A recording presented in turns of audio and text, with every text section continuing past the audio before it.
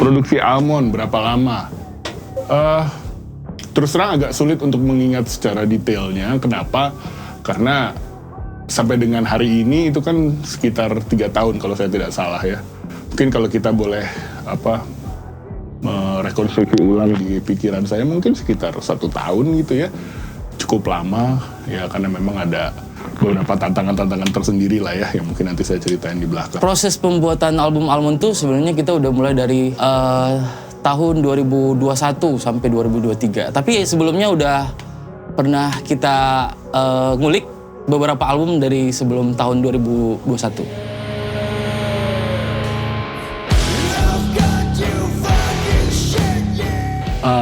Pada dasarnya sih untuk produksi kita CMAD melakukan secara DIY di rumahnya Kang Jesse di Mandala Record, dan itu pun juga dimulai dari 2021. Untuk gitar, untuk tracking gitar saya menggunakan 2 gitar.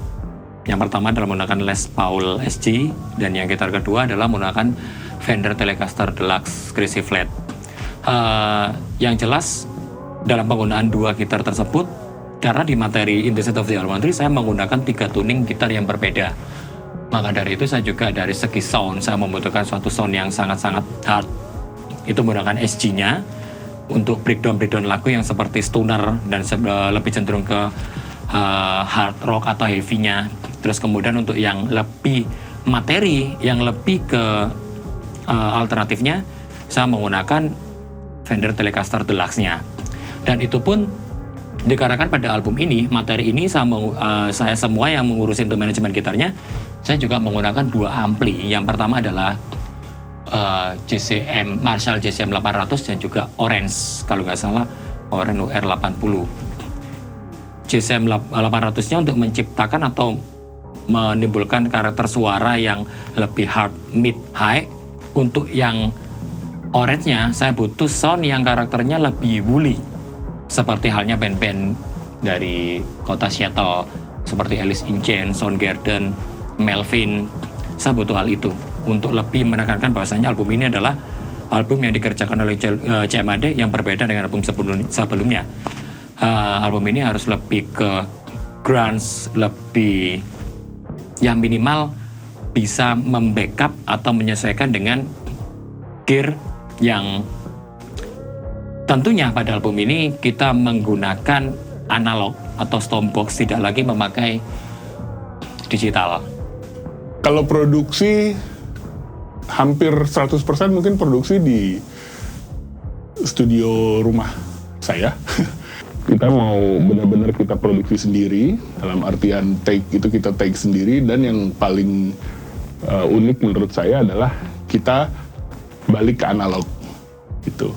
Karena di album pertama itu banyak hal-hal yang memang mungkin dari sisi gitar dan bass itu banyak menggunakan digital. Nah, di album kedua ini kita coba balik ke analog untuk mendapatkan feel yang berbeda dari album pertama.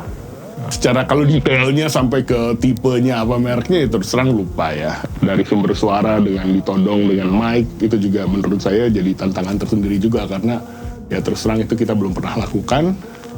dan juga bukan profesional juga ya, dalam artian kita memang ya lakukan sendirilah, belajar apa segala macam, lihat banyak apa literatur sesuai dengan harapan lah apa yang kita dapetin gitu ya, karena sesuatu hal yang baru lah buat kita dan soundnya jadi berbeda gitu dari album yang pertama.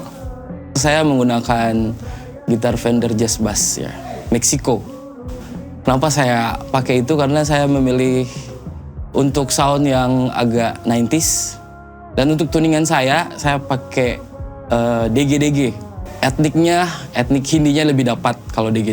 Gear Dark Glass. Kenapa saya gunakan Dark Glass itu karena saya ambil drive-nya sih. Drive-nya lebih enak di Dark Glass, lebih dapat waktu itu. Karena cocok juga dengan materi album Almond. Mungkin karena yang paling mendekati 90s yaitu sound Glenn Kruger. Enak juga buat sound yang untuk album Almond. Lebih mid high. Sesuai influence ya, CMAD. Yaitu Soundgarden ya. Jadi agak mendekati soundnya kayak itulah, kurang lebih. Waktu itu produksi cukup DIY lah, karena kan dikerjakan sendiri, dibantu juga sama Kang Jess. Waktu itu pengerjaannya kan di rumahnya Kang Jess, jadi dengan akustik ruangan yang seadanya dimaksimalkan.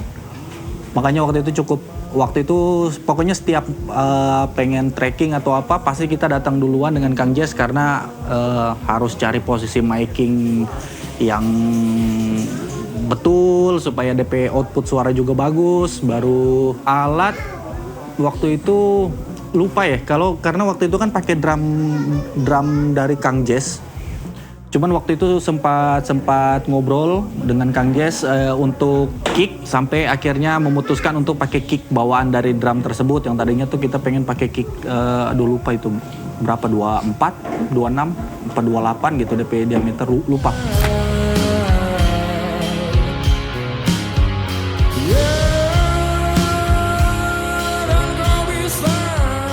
Untuk up and down dari proses pembuatan album ya, yang paling berasa itu masalah waktu sih, karena harus disesuaikan juga dengan waktu setiap personil ya. Terutama kemarin juga agak telat karena ada satu personil yang harus keluar kota dulu dan harus tunggu dia balik lagi, jadi prosesnya agak tertunda lama. Di album Almond tuh beberapa lagu yang lumayan terbilang sulit ya, banyak perpindahan tempo yang diubah-ubah di album Almond ini. Pada dasarnya pada sebuah band, jika saat melakukan produksi sebuah album, pasti akan terjadi up and down.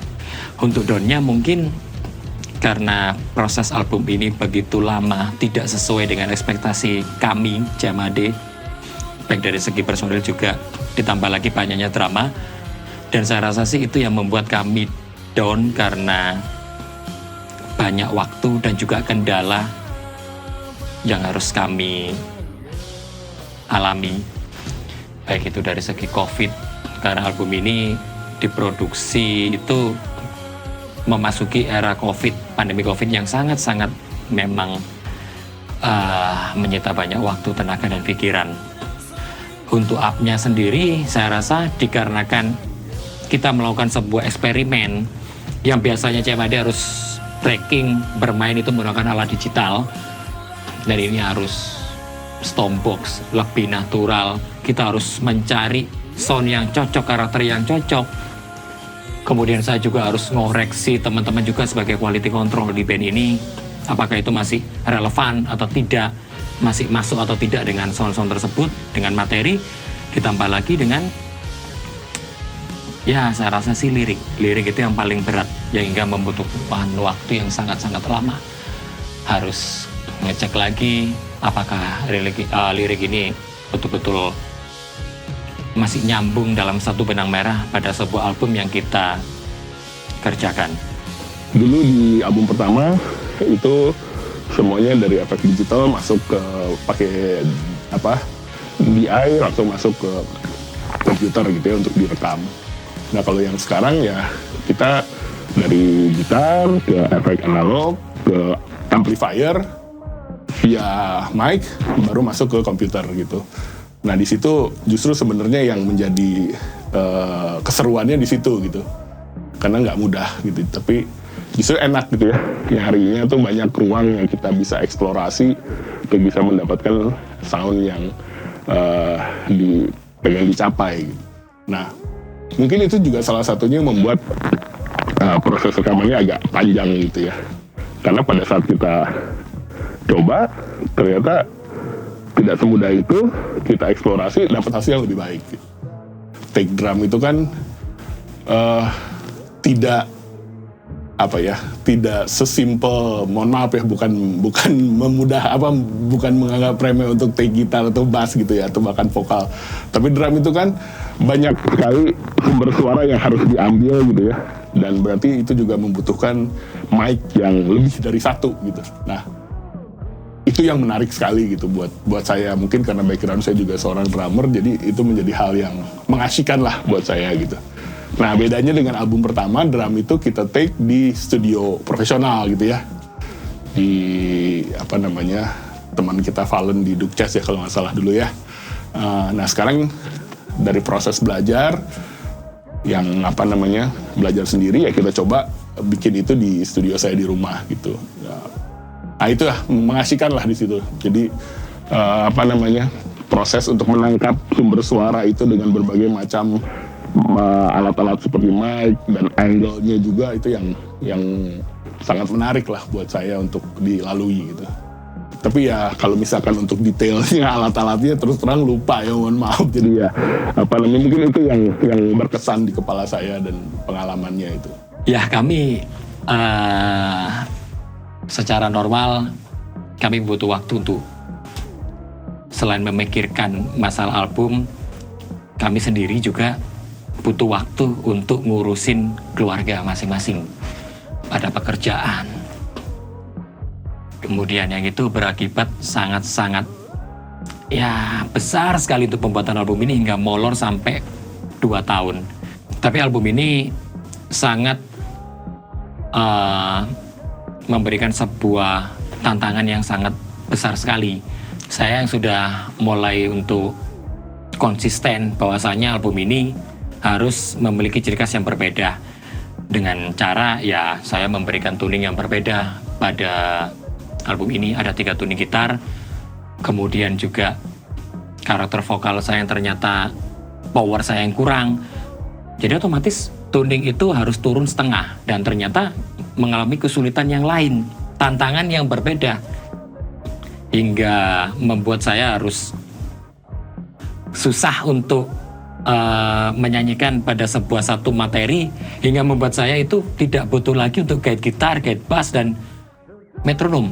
Saya menyanyikan lagu satu materi itu yang berjudul Almond hanya menggunakan, waktu track vokal hanya membutuhkan take drum saja, agar dapatkan flow-nya, dapatkan soul-nya, dan itu sangat menantang sekali. Memang ini berbeda sekali album ini, ditambah lagi dengan kita dikejar oleh waktu, melihat banyaknya drama, dan itu menjadi memecah belah pikiran, saya rasa sih pikiran semua personil, baik itu pun juga dengan sound engineer kita yaitu Kang Jesse Sujana.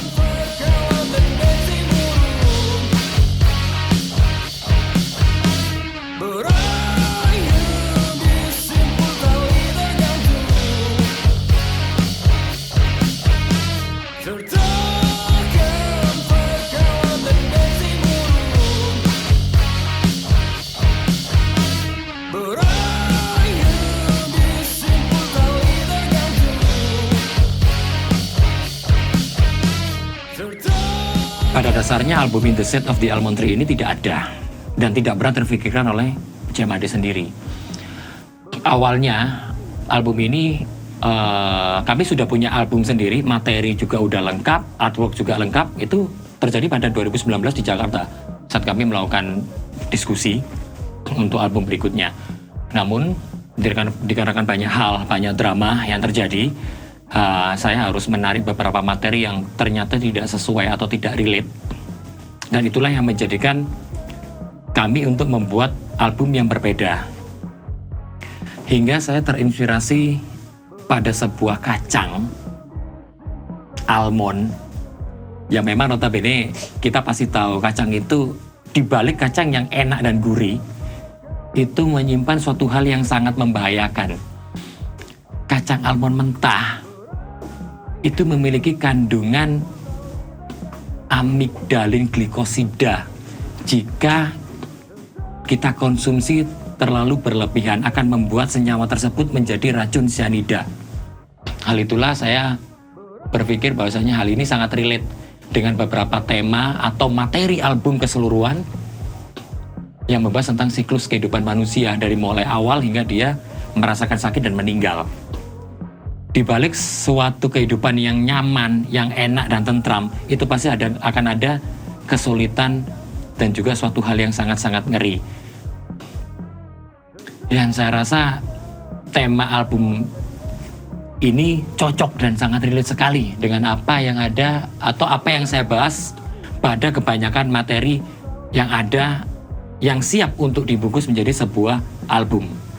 Pada dasarnya semua materi di In the Shade of the Almond Tree itu membahas tentang sifat buruk manusia. Ketika manusia itu ditekan, pasti akan terjadi stres, depresi, anxiety. Dan sifat-sifat buruk itulah yang coba dijabarkan pada album tersebut. Ini juga sesuai dengan menjurus ke cover album.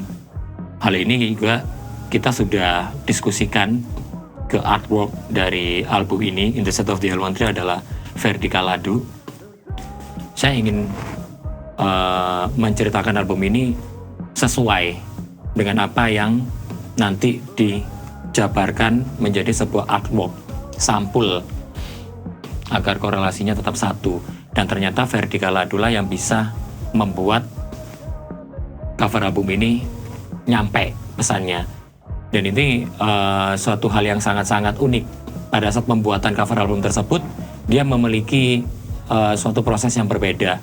Dia cerita kepada saya akan membuat sebuah lukisan dengan apa yang saya berikan info atau inputan, yaitu saya ingin memiliki sesuatu gambaran yang sangat manis, yaitu pohon almond, tapi kemudian di salah satu rantingnya atau salah satu batangnya itu terdapat simpul tali yang berbentuk seperti orang akan gantung diri. Namun tidak ada orang yang tergantung. Pada dasarnya bukan orang yang tergantung, tapi saya membutuhkan bayangan orang yang melakukan bunuh diri tersebut. Itu saya rasa sih Ferdy sudah bisa menjabarkan apa yang saya infokan itu sangat-sangat keren sekali. Dengan tone yang sangat-sangat gelap dan kelam, ditambah lagi dengan font yang sangat-sangat 90-an seperti beberapa album atau cover albumnya seperti Stone Temple Pilot atau Soundgarden. Dan wow, saya tidak bisa lagi bagaimana gitu ya. Itu sangat-sangat keren sekali. Setelah dilakukan prosesnya adalah setelah dia melakukan painting atau lukisan, kemudian didigitalkan, kemudian dikirim ke saya tanpa revisi pun, saya rasa itu nggak perlu lagi. Jadi memang udah sangat keren sekali. Ditambah lagi di baliknya di CD-nya itu dia bikin seindah mungkin kelopak daun almond, biji atau kacang almondnya.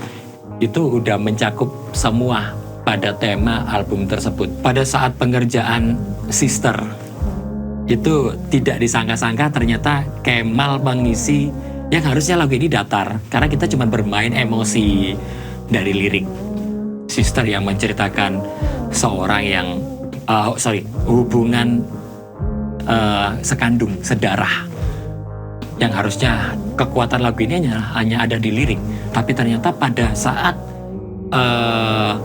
ending lagu, Kemal tiba-tiba membuat sebuah gebrakan yang berbeda di drum. Anjing, itu keren sekali. Menurut kita itu wow gitu. Tiba-tiba lagu itu berbeda. Ini juga terjadi pada materi lullaby. Materi lullaby itu pada dasarnya kita bikin itu euforia untuk saya sendiri, kasus saya sendiri, yang saya telah mendapatkan seorang putra dan menunggu anak itu lama sekali, beberapa tahun. Jadi sangat-sangat senang. Dan lagu ini saya bikin itu tanpa menggunakan alat musik. Lagu ini terjadi atau tercipta pada saat saya berada di pesawat terbang pulang dari Jakarta, Kolmido melakukan tour di Jakarta. Saat pulang di Manado, lagu ini sudah tercipta, sudah ada gambaran semuanya di otak, mulai dari gitar, vokal, nada vokal kecuali lirik, nada vokal, bass dan drum, semuanya ada di otak saya. Kemudian sampai di rumah saya langsung rekam tanpa baba bibu, tanpa bla bla bla, lagu ini udah fix, udah jadi. Tinggal lirik yang saya harus cari. Dan ternyata liriknya saya terinspirasi oleh beberapa tahun, 1 tahun setelah anak saya lahir. Istri saya istri saya untuk menidurkan anak saya itu memakai satu lagu yang khusus untuk lagu anak-anak. Yang paling berkesan dari materi itu yang ada berapa? 8? 8 Ya, sekitar segitu ya. Yang paling berkesan ya itu apa namanya? Lullaby ya. Kenapa? Ya sedikit emosional pada saat merekam itu. Kenapa? Karena ya lagu itu kan dibuat oleh Eko dengan background atau latar belakang cerita gimana seorang ayah merasa sangat sayang sekali ya sama anaknya gitu ya. Jadi itu kayak hubungan antara seorang ayah dengan anak gitu. Tidak berapa lama dari situ ayah saya meninggal gitu. Jadi ya pada saat merekam itu jadi ya mengena lah ya, karena momennya kok ya berdekatan gitu. Jadi ya mungkin yang paling berkesan itu ya, semuanya berkesan, cuman itu memberikan kesan lebih lah dibandingkan materi-materi yang lain gitu. Karena ya itu tadi, karena memang tema lagunya seperti itu dan di frame momen yang sama, saya juga kehilangan ayah saya gitu ya, meninggal pada saat kurang lebih waktu yang sama lah. Jadi mungkin itu yang paling berkesan pada saat proses rekaman ini, mana materi mana yang paling membekas di pikiran saya. Dan ternyata lagu ini mempunyai kisah yang berbeda. Pada dasarnya lagu ini adalah euforia, dan saat Kolmidok harus bermain di sebuah gigs dan membutuhkan slide video, pada saat itu juga kami mendapatkan kabar berita duka ayah dari Kang Jesse meninggal, dan lagu ini ternyata berubah drastis. Harusnya senang, lagu ini menjadi sebuah lagu yang menyedihkan gitu. Karena di slide tersebut kita harus memunculkan foto dari ayah Kang Jesse yang telah meninggal dunia.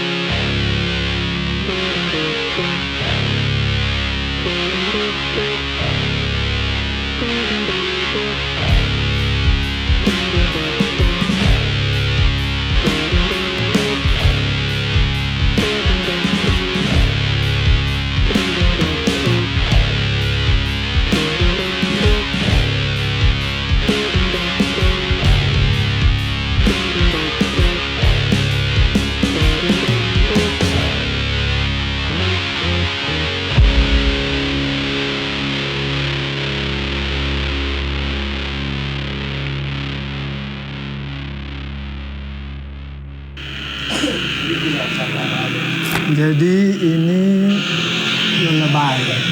Judulnya Lullaby. Lullaby. Mungkin lagu Lullaby yang paling berdistorsi dan yang keren yang pernah kita dengar. Yang pernah saya dengar.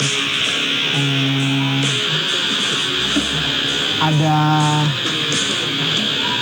nuansa, ada melankolisnya, Sisi melankolis. ada melankolis sekaligus kayak proud begitu, kayak proud, ada rasa kebanggaan, apalagi distorsi yang langsung di awal Ya. dari intro suara lagu Lullaby, kayak musik jackbox ya, itu jackbox, terus langsung masuk ke distorsi. Menurut saya ada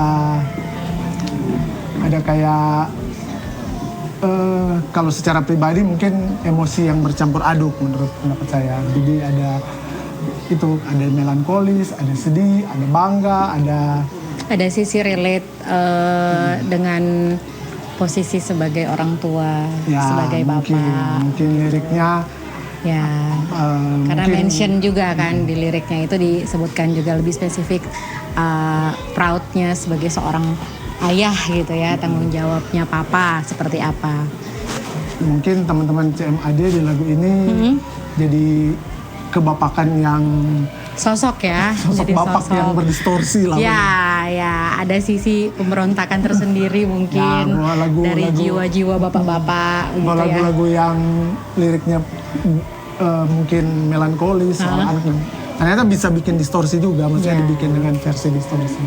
Betul. Sukses ya Made.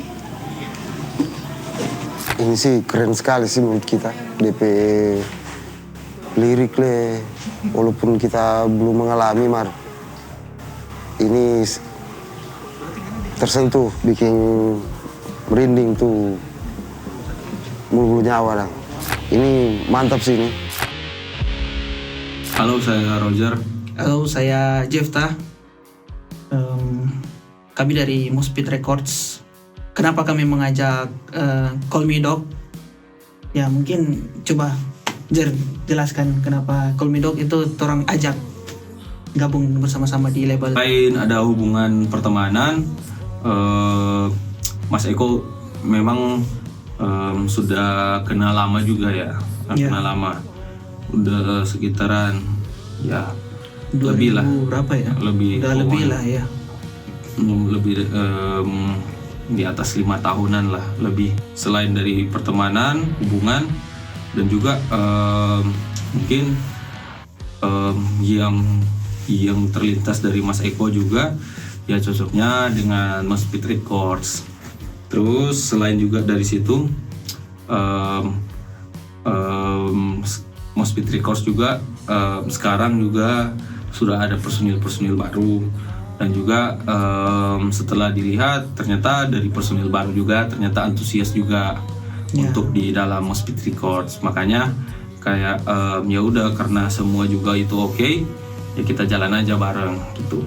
Sebenarnya nggak expect ya kalau misalkan Call Me Dog itu bisa kita ajak kerjasama. Tapi karena kembali lagi karena kita udah kenal lama sama Mas Eko dan tiba-tiba Mas Eko menawarkan untuk bekerja sama, dan dari situlah kita mau untuk bareng lah, jalan bareng. Tentu secara POV saya pribadi karena melihat di labelnya kita itu belum ada band genre grunge ya yang kita dapat ya. Jadi kebetulan ini salah satu band yang sudah lumayan lama ya di Manado, dan terkejut untuk mengajak kerjasama. Dan ini suatu band yang sebenarnya secara personal saya fans ya, bukan salah satu tapi bandnya yang saya fans sudah dari lama.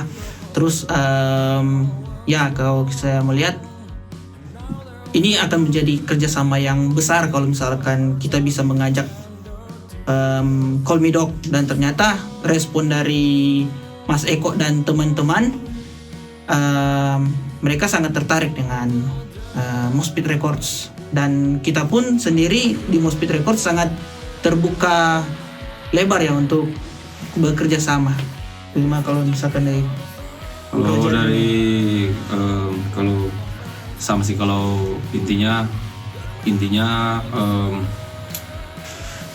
Call Me Dog itu band bagus. Ya. Sudah itu sih intinya, itu Call Me Dog itu band bagus. Benar. Semua materinya itu bagus. Udah matang ya.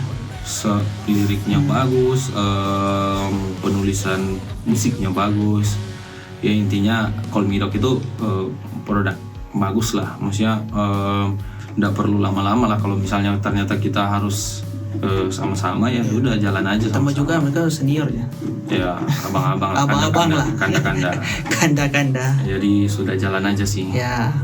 Kiranya Call Me Dog bisa mewarnai roster Mospit Records kali ini, dan juga Call Me Dog itu menjadi warna baru lah gitu. Terima kasih. Oke, gas. Ini agak lucu sih. Sebelumnya yang rekrut kita memang Mas Eko. Kita sama Mas Eko ini lumayan lama sih kenal, tapi hanya kenal-kenal begitulah. Mas Eko sempat sounding ke kita untuk ngajak kita buat bikin proyek baru di luar Call Me Dog. Tapi setelah kita ketemu dengan Mas Eko di ulang tahunnya Black Up, 10 anniversary kalau nggak salah, yang konsernya Morfem, Mas Eko ajak ngobrol, tapi cuman hanya begitu. Mungkin kalau nggak salah minta kontak tuh. Besoknya lagi Mas Eko langsung kontak kita. Ayo Lang, gabung sama Call Me Dog. Loh, kita bilang, ini bukannya mau bikin proyek baru, kenapa di Call Me Dog? Tapi kita merasa tertantang lah kok main dengan Call Me Dog. Soalnya kita basicnya biasa bermain metal, death metal begitu. Ini dengan Call Me Dog yang dinamikanya lebih, kalau mau bilang aneh enggak sih, tapi lain lah. Kita merasa dapat tantangan baru untuk bermain dengan Call Me Dog. Sempat bilang untuk coba dulu untuk 1 bulan atau beberapa manggung latihan, lihat kalau chemistry dapat atau enggak. Serta kita sebelum bermain sesempat manggung 1 kali, orang meeting terus Mas Eko tanya. Yang lucunya DP pilihan cuman ada 2. Tetap lanjut bantu dengan Call Me Dog atau gabung sama Call Me Dog. Nggak ada kata untuk tidak sama-sama dengan Call Me Dog ya.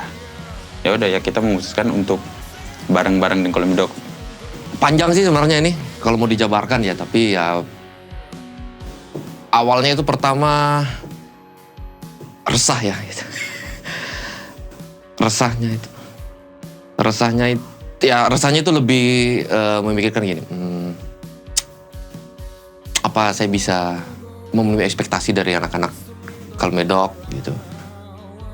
Terus tertariknya mungkin ya saya merasa senang lah pasti gitu kan, bisa menjadi bagian dari Call Me Dog. Band sekelas Call Me Dog gitu itu sebuah pencapaian juga mungkin buat saya pribadi, secara pribadi gitu. Ya mungkin itu, nggak banyak. Ya ini fun fact-nya ya, itu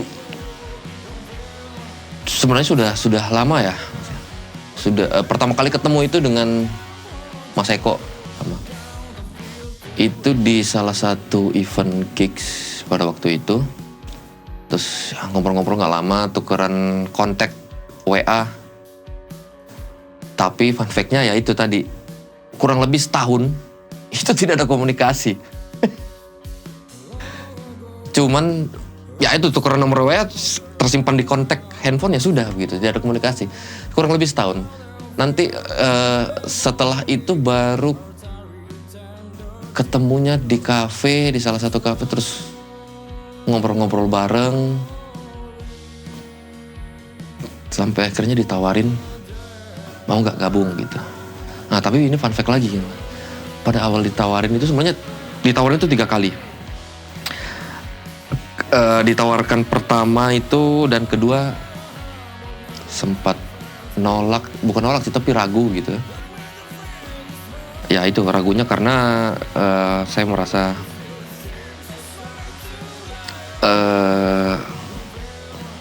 apakah saya bisa memenuhi ekspektasi dari anak-anak Cool Mad Dog gitu, dari personel yang lain gitu.